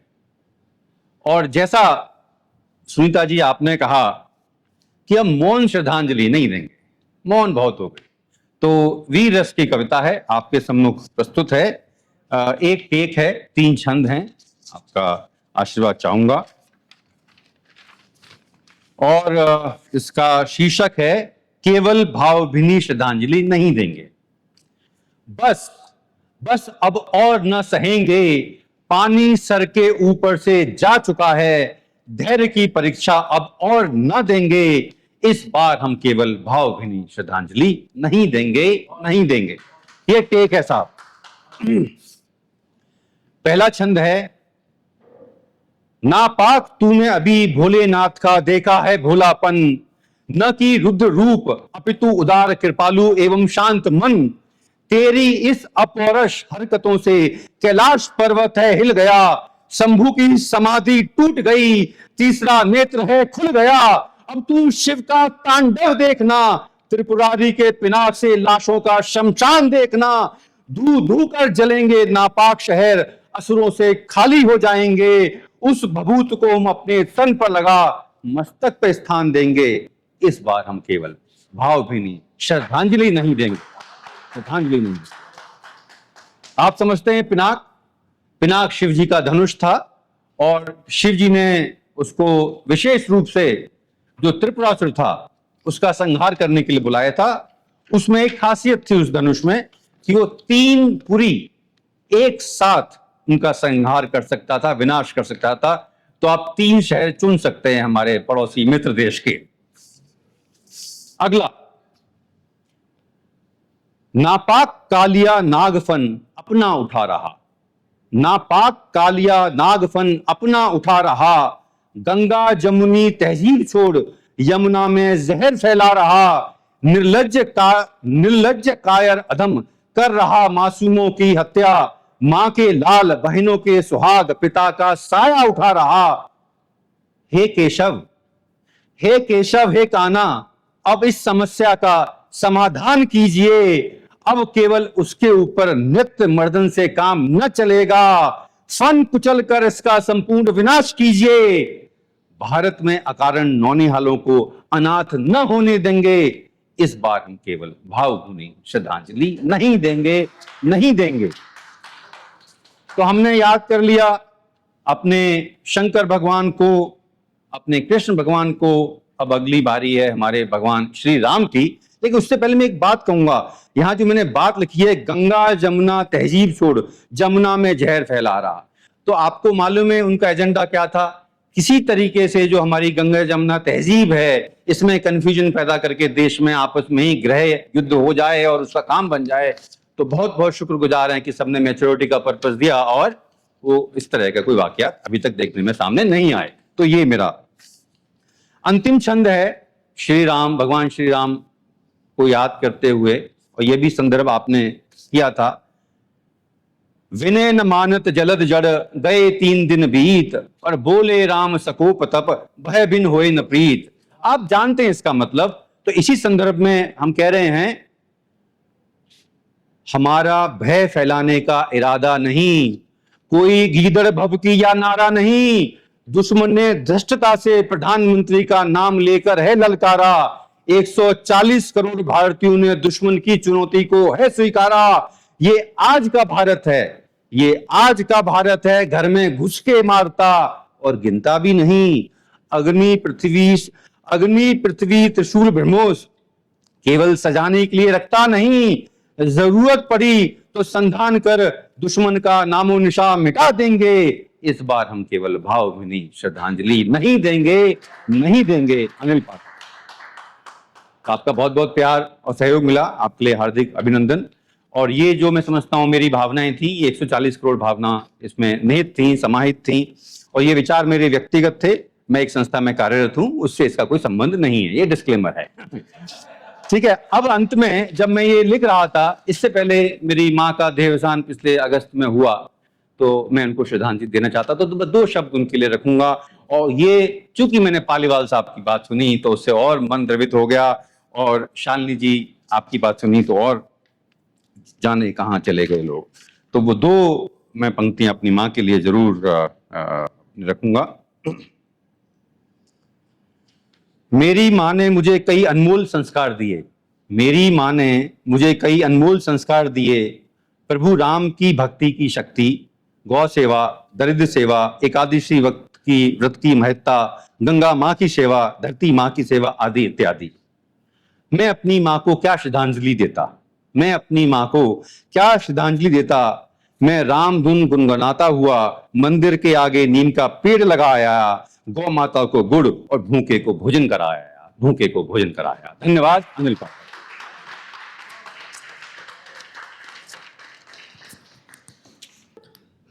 अब हम भावभीनी श्रद्धांजलि इस बार नहीं देंगे। बहुत बहुत सुंदर विचार, क्योंकि जो शत्रु है, अब शत्रु के साथ बार बार लुका छिपी हम खेलते जा रहे हैं। तो देखते हैं इस बार लुका छिपी रुकती है या नहीं। तो इसी भाव को फिर से आगे बढ़ाते हुए मैं रश्मि जी को मंच पे आमंत्रित करूंगा, वो आए अपनी कविता सुनाएं। यहाँ उपस्थित सभी सज्जनों को मेरा प्रणाम। श्रद्धांजलि विषय पर आज सबने अपने अपने विचार व्यक्त किए। मैं बहुत, जैसे गांधी जी के विषय में बोला राजदा ने, उनके प्रति श्रद्धांजलि अर्पित की, तो उसी तरफ मैं थोड़ा आपको ले जा रही हूं। उनका स्वप्न ऐसा नहीं था जो हम आज देख रहे हैं। उनका किसी का भी स्वप्न ऐसा नहीं था कि आज ये होगा, उन्होंने कभी सोचा नहीं था। तो मैं एक ऐसे व्यक्तित्व को आपके सामने प्रस्तुत कर रही हूं जो उस समय कार्यरत थे और उनके जो कार्यकलाप थे, जिस तरीके से वो जीवन यापन करते थे, जो लोगों के लिए आदर्श बने, उसको मैं आपके सामने रखती हूँ। ऐसे बहुत से वीर बांकुरे उस टाइम हुए जिन्होंने फिरंगियों के खिलाफ आवाज उठाई। जब भारत अंधकार में था, उस वहां रोशनी लाने के लिए लोगों के हृदय को झकझोरा, उनको जगाया। तो उन लोगों ने किस तरीके से काम किया वो जानना बहुत जरूरी है हमारे लिए, और उनके प्रति श्रद्धांजलि अर्पित करना मैं समझती हूँ कि हमारे सौभाग्य की बात है। तो मैं एक ऐसे व्यक्तित्व को आपके सामने लाती हूँ और उनको श्रद्धांजलि अर्पित करती हूँ हृदय से। श्रद्धा सुमन अर्पित करूं आपको बारंबार, श्रद्धा सुमन अर्पित करूं आपको बारंबार, मां भारती को मुक्त करने त्यागा सब घर बार। उस समय सारे लोग अपने घर गृहस्थी छोड़ करके बाहर निकलने शुरू हुए थे। गांव गांव और शहर शहर में चेतना का खोला द्वार, गांव गांव और शहर शहर में चेतना का खोला द्वार, करते रहे निज कर्म ना कोई काम ना एक बार, ना कोई काम ना एक बार। मैं इस व्यक्तित्व को आपके सामने ला रही हूँ। आप कल्पना कर सकते हैं और उसको दृश्य अपने नेत्रों के सामने ला सकते हैं। करते रहे निज कर्म ना कोई काम ना एक बार, जिम्मेदारी एक तरफ दूजी तरफ माँ की पुकार, जिम्मेदारी एक तरफ दूजी तरफ माँ की पुकार, फिर भी डटकर किया फिरंगियों का प्रतिकार, फिर भी डटकर किया फिरंगियों का प्रतिकार। श्रद्धा सुमन अर्पित करूं आपको बारंबार, श्रद्धा सुमन अर्पित करूं आपको बारंबार। चेहरे पर अनोखी आभा लिए, चेहरे पर अनोखी आभा लिए, निकलते थे लक्ष्य पूर्ति के लिए, निकलते थे लक्ष्य पूर्ति के लिए। बस एक धुन एकाग्र एक चित्त हुए, बस एक धुन एकाग्र एक चित्त हुए, चलते थे कदमों में दृढ़ता लिए, चलते थे कदमों में दृढ़ता लिए। संघर्ष में जीवन के विशेष अनुभवी, संघर्ष में जीवन के विशेष अनुभवी, आध्यात्म साहित्य कानूनी ज्ञान के धनी, आध्यात्म साहित्य कानूनी ज्ञान के धनी। बचपन से अपनी मातृ स्नेह से वंचित, बचपन से अपने मातृ स्नेह से वंचित, हृदय में केवल भारत माँ ही अंकित, हृदय में केवल भारत माँ ही अंकित। निस्वार्थ सेवा जन जन की करते, निस्वार्थ सेवा जन जन की करते, गरीबी को देख करुणा से भरते, गरीबी को देख करुणा से भरते। उस समय गरीबी बहुत चरम सीमा पर थी। उस गरीबी को बखाना नहीं जा सकता, व्याख्या नहीं की जा सकती उसकी। खादी ही धारण करी उम्र भर, खादी ही धारण करी उम्र भर, स्वदेशी सभी कुछ विदेशी दफन कर, स्वदेशी सभी कुछ विदेशी दफन कर। वाणी के सम्मोहन से हजारों थम जाते, ऐसा सम्मोहन था उनकी वाणी में, वाणी के सम्मोहन से हजारों थम जाते। वाक सिद्धि निपुणता के सब दीवाने हो जाते। इतनी वाक सिद्धि थी और वाणी में इतनी उनका आकर्षण था कि अगर उनकी सभा से कोई लोग उठना चाहे तो उसके भी पांव थम जाते थे और वो रुक जाता था। साहित्य संगीत कला के प्रेमी, इसके साथ ही देखिए, साहित्य संगीत कला के प्रेमी, शिक्षा प्रसारक और प्रकृति स्नेही, शिक्षा प्रसारक और प्रकृति स्नेही। आशियाने को अपने आश्रम बनाया, आशियाने को अपने आश्रम बनाया, अनुशासन व नियमों में चलना सिखाया, अनुशासन व नियमों में चलना सिखाया। आशियाने की बात यहाँ पर मैं करती हूँ। एक छोटा सा घर है, किराए का मकान है वो, और उसको इस व्यक्तित्व ने, इस महान स्वतंत्रता संग्राम सेनानी ने आश्रम के रूप में परिणित किया।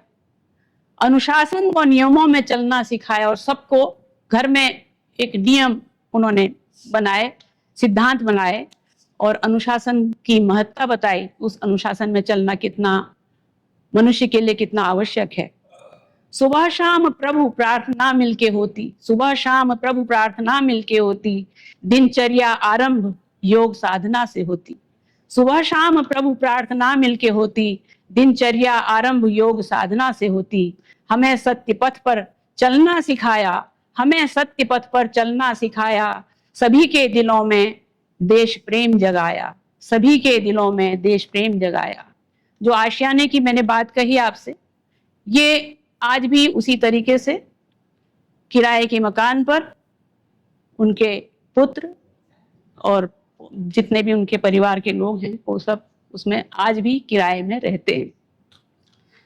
अनुशासन व नियमों में चलना सिखाया, सुबह शाम प्रभु प्रार्थना मिलके होती, दिनचर्या आरंभ योग साधना से होती। हमें सत्य पथ पर चलना सिखाया, सभी के दिलों में देश प्रेम जगाया।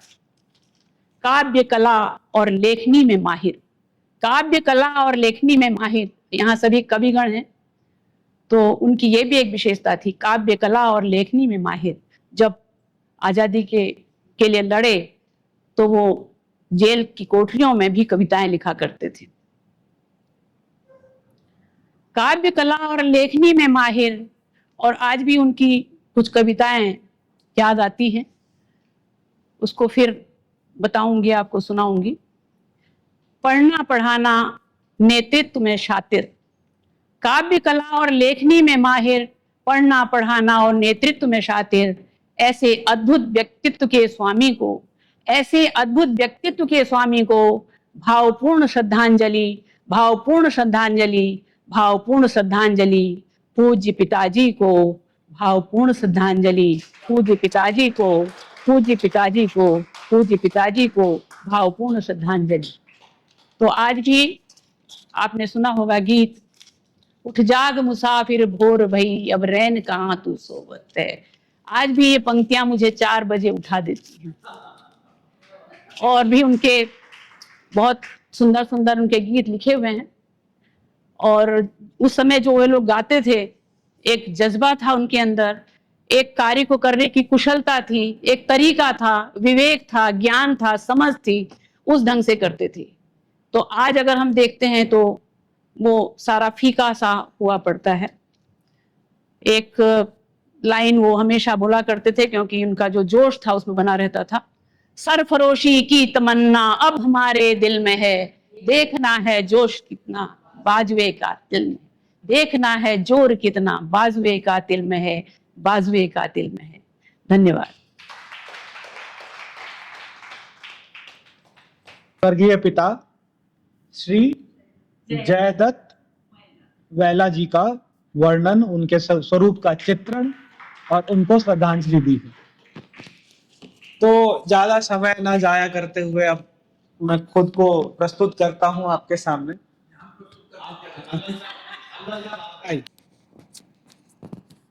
देखिए, पहलगाम से पहले भी ऐसा कई बार हुआ है जब मन में ऐसे ख्याल उमड़ते हैं कि इस बार इस पार या उस पार। और आज ये हमारे लिए सौभाग्य का दिन है। हमारे साथ हमारी फौज से खुद मेजर जनरल आनंद सक्सेना हमारे साथ बैठे हैं, स्वागत करूंगा उनका।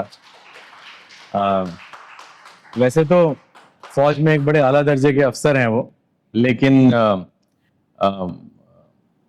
एक व्यक्ति को अपना पूरा जीवन कैसे जीना चाहिए उसके एक साथ, तो मुझे लगता है आप जब श्रद्धांजलि किसी को देते हैं तो आप उसके बारे में हमेशा सत्य ही कहते हैं। आप उसको धारण करना चाहते हैं, आप उसके जैसे बनना चाहते हैं, आप एक संपूर्ण सृष्टि रचते हैं अपने आसपास जिसमें आप उस इंसान को, उस बात को याद रखते हैं और सत्य को याद रखते हैं। और एक ऐसे मंच को सजाना, ये खुद में मुझे लगता है एक सत्य को ही स्थापित करने जैसा है, जो कि हमारे धीरज भाई हर महीने बड़ी बखूबी और बड़े गरिमामयी तरीके से करते हैं। और इसलिए भी क्योंकि हवाई किले तो ये नहीं बनाते, ये मुझे पक्का पता है, आर्किटेक्ट हैं तो हवाई किले तो बनाते नहीं है, लेकिन जब ये एक्स और वाई की बातें करते हैं तो जरूर कुछ लगता है कुछ तो बना रहे हैं। तो उस बनाने वाले को हमारी श्रद्धांजलि और जो इसके आगे इनकी जिंदगी में आने वाला है उसको तो पहले से श्रद्धांजलि, पुष्पांजलि। स्वागत करें धीरज भाई का। आए धीरज भाई।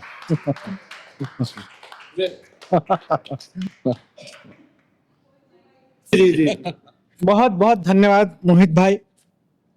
तो असल में जब श्रद्धांजलि शब्द को आप हिंदी जब स्कूल में पढ़ाते थे तो देखें तो वो असल में श्रद्धा से अंजलि समास है। वो कई बार कंफ्यूजन होता है कि संधि है वो समास, तत्पुरुष कर्ण समास है। श्रद्धा से अंजलि तो श्रद्धांजलि तो बनता है। तो वो ज्ञान मैं बघाड़ना नहीं चाह रहा था, तो मोहित भाई ने मौका दिया तो मैंने भी निकाल दिया। तो श्रद्धांजलि है। तो मैं भी समय ना लेते हुए वीर रस में कुछ पंक्तियां आपको सुनाऊंगा।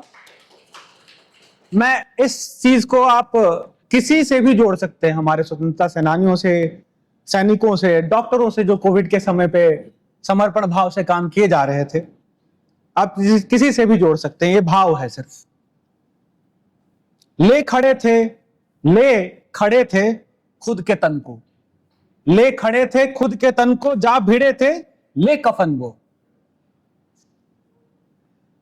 जा भिड़े थे ले कफन वो, कष्ट की परवाह ना थी, कष्ट की परवाह ना थी, सीमा पे डट के खड़े थे, सीमा पे डट के खड़े थे। लो लहू लो दो बहा तुम, लो लहू लो दो बहा तुम, धमनियों को बींद डालो, मेरे तन पर है तिरंगा, केसरी से है वो रंगा, जो छुपे हो आके घर मेरे, जो छुपे हो आके घर मेरे, घाव जो खाए हैं हमने, घाव जो खाए हैं हमने, कष्ट जो सहते रहे हैं, हम तो अपने बिस्तरों पे खाव में शायद थे सोए, हम तो अपने बिस्तरों पे खाव में थे शायद ही सोए, कुछ चुका सकते नहीं हम, इनका कुछ भी नहीं, बलिदानियों का कुछ भी नहीं चुका सकते, कुछ चुका सकते नहीं हम, कुछ भुला सकते नहीं। ये हमारा दायित्व है कि हम भूले भी नहीं। वीरों की गति की कहानी, आभार की बस आरती है, आभार की बस आरती है, वीरों को श्रद्धांजलि है, बलिदानियों को श्रद्धांजलि। बहुत बहुत धन्यवाद।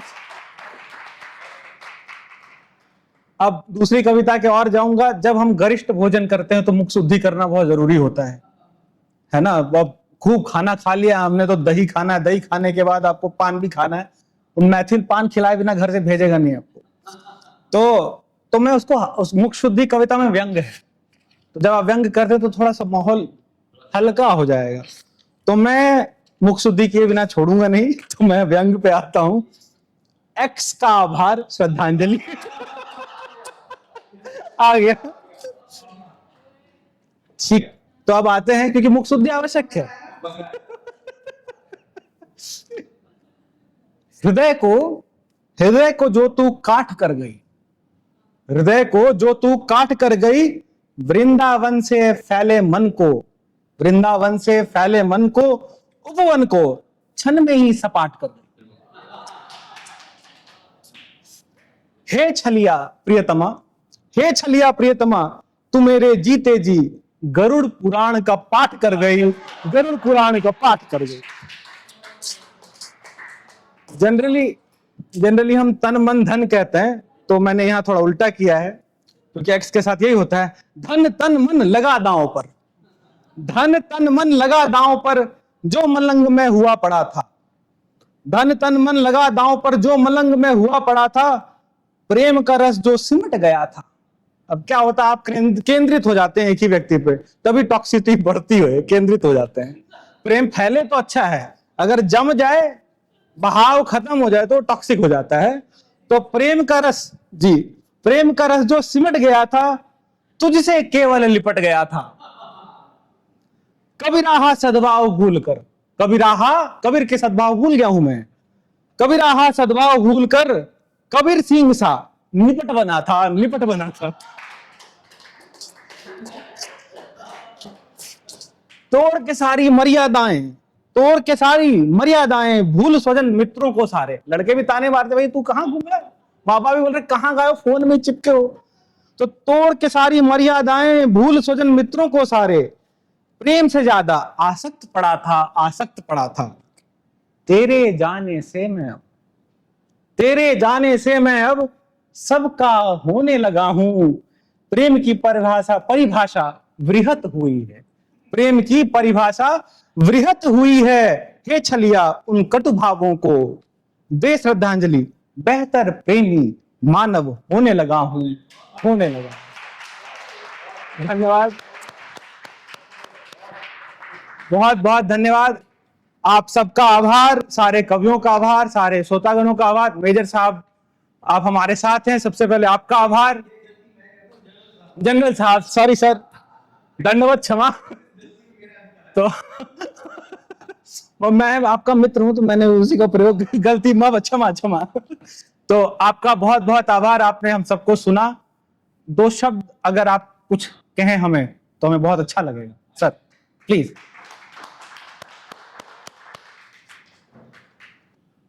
थैंक यू धीरज भाई, बहुत अच्छी प्रस्तुति थी। और मोहित, थैंक यू वेरी मच इतना अच्छा ऑर्गेनाइज करने के लिए। और भाव विभोर हूँ इतने अच्छे कवियों को, कवियत्रियों को सुनकर और आप लोगों के भाव देखकर।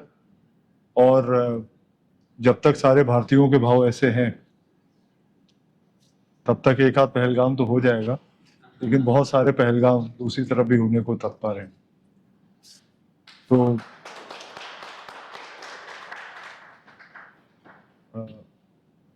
ये उत्सव का जो माहौल है इसमें मैं 2-3 बार पहले भी आया हूँ और आज भी आया, बट इस तरह का जो आयोजन जो हुआ है, बुक टॉक में आया हूँ, उसमें आया हूँ, बट ऐसी बढ़िया जो महफिल थी सारे कवियों की, सर आप तो बहुत ही बढ़िया, आंखों में आंसू आ गए आपके सुन के सर, बहुत बढ़िया।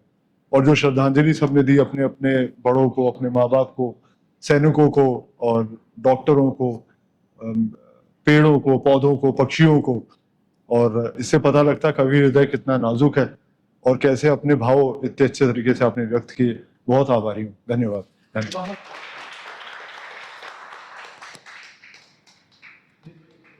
और आप सब हर बार यहाँ आते हैं, हमारे पास हमेशा एक भेंट होती है, लेकिन इस बार हमने सोचा हमारे पास तो हमेशा किताबों की ही भेंट होती है, तो यहाँ रखी 2 शेल्फ में से आज हमारे जितने भी कवि कवियत्री हैं, जो किताब आपकी पसंद की। मुझे ऐसा लगता है किताब अगर मैं किसी को भेंट करूँ तो मेरी पसंद होती है, लेकिन पढ़ता इंसान वही है जो उसकी पसंद होती है। तो ये जिज्ञासा आपकी है कि आपकी क्या जिज्ञासा है। यहाँ कई पुस्तकें हैं, तो मैं चाहूँगा कि प्लीज़ उसी को हमारी भेंट समझें आज की और उसको ज़रूर पढ़ें। कुछ बड़ी अद्भुत किताबें हैं यहाँ पर जो आपको जिंदगी भर याद रहेंगी, सिखा के जाएंगी। तो हमारी तरफ से पुस्तक प्रसादम आप सबको पेश है। जी बताएं बताएं। जी बिल्कुल बिल्कुल, दैट्स व्हाट, आप बिल्कुल ले लीजिए, हमारे पास समय है। हमने लंगर लगाया है। वो देंगे मेजर आनंद सक्सेना आज हमारी तरफ से। मैं उन्हीं को ये कार्यभार सौंपूंगा। वो मेरे अग्रज है, मैं उनसे ये चीज हक से मांग सकता हूँ। आइए सर प्लीज, बहुत बहुत धन्यवाद आप सब लोगों का। हाँ हाँ प्लीज प्लीज आइए एक मिनट। इसको मैं थोड़ा सा कहते हैं ना, ये जो एक तरीके से आप कहेंगे यज्ञ हवन किया है हम सबने अपने विचारों का, तो संविधान सबने डाली है, तो शांति पाठ आवश्यक है। अंतरिक्ष बोलते हैं ना, शांति शांति शांति। तो मैं पालीवाल जी को कहूंगा, वो एक कविता उन्होंने, एक प्रार्थना है, तो प्रेयर है, तो हम सब साथ उनके ये गाएंगे। भूल जाता है।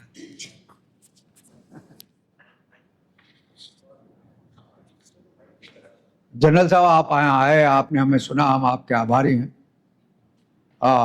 मैं सोच रहा था कि जब मैं प्रार्थना शब्द का प्रयोग करता हूं तो एक कृष्णा कॉन्शियसनेस में हम जाते हैं। एक आत्मस्वरूपी हमारा एक बंधन है जो हर एक के साथ, चाहे वो कहा जनरल साहब ने, पेड़ हैं, पौधे हैं, नदी है, सबके साथ एक संबंध है।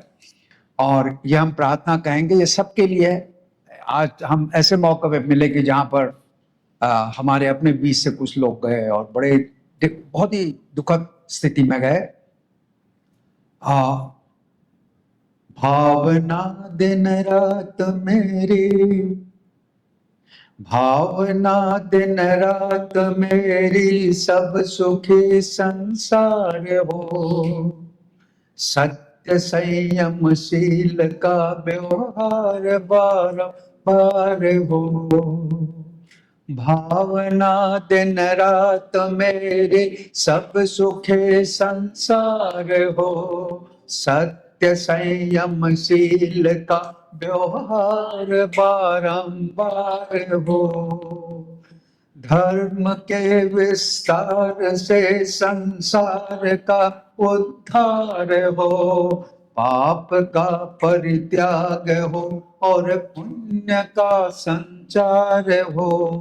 भावना दिन रात मेरी सब सुखी संसार हो, सत्य संयमशील का व्यवहार बारंबार हो। ज्ञान की सद्ज्योति से अज्ञानता का नाश हो, धर्म के सद आचरण से शांति का आभास हो। शांति सुख आनंद का प्रत्येक घर में वास हो, वेद वाणी पर सभी संसार का विश्वास हो। शांति सुख आनंद का प्रत्येक घर में वास हो, वेद वाणी पर सभी संसार का विश्वास हो। रोग भय और शोक होवे दूर है परमात्मा, ज्योति से परिपूर्ण होवे सब जगत की आत्मा। भावना दिन रात मेरी सब सुखी संसार हो, सत्य संयमशील का व्यवहार बारंबार हो। भावना दिन रात मेरे सब सुखी संसार हो, सत्य संयमशील का व्यवहार बारंबार हो।